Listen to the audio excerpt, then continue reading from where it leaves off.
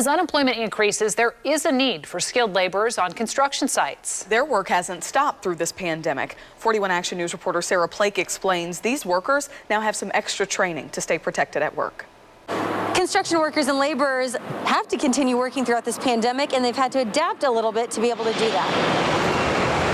The heavy construction laborers Local 663 says the work must go on despite COVID-19, and the virus shouldn't discourage people to apply for these jobs. A lot of these fringe benefits, especially health and welfare and pension, you have to qualify for those, and those all come down to one thing, and it comes down to work hours. So when you're sometimes working in tight quarters and worry about taking COVID home to your family, additional safety and sanitation procedures are essential, like out at the KCI job site. Everybody is brought to the job site in buses.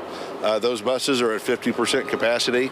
Everybody on those buses is required to wear a face mask. In order to meet demand, the Construction Industry Laborers Training Fund is now offering 100 online classes since in-person classroom sizes were reduced. We have a lot of work. We have a lot of need for new people.